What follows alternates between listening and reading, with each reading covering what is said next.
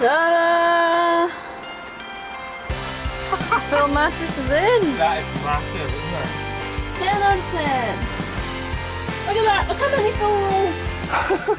Alright, I can't remember whether I ever did a video about the bed, but I just thought I'd show you it now that it's in situ.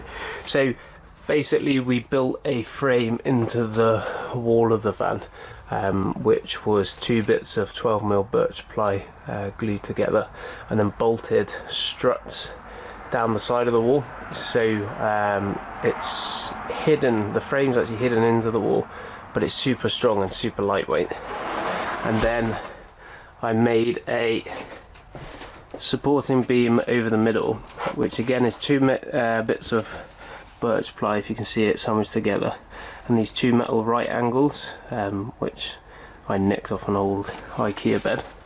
So that forms a really stiff cross structure, but keeps it very lightweight. And then we just made little wedges for it to sit in.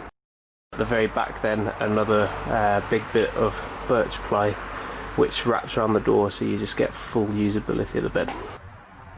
So I used old IKEA slats at the back because that's where most of your weight is going to be, and we know that they're tested and strong.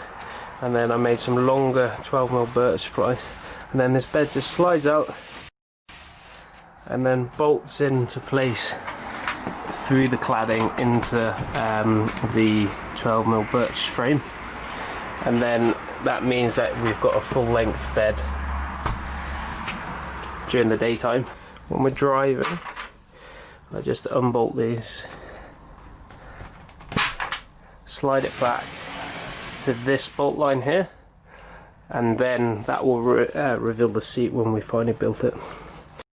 And I'm also going to build some hanging space just behind this, so we'll just push that all the way back, and that allows you just a hand to get in to pick out coats and things like this.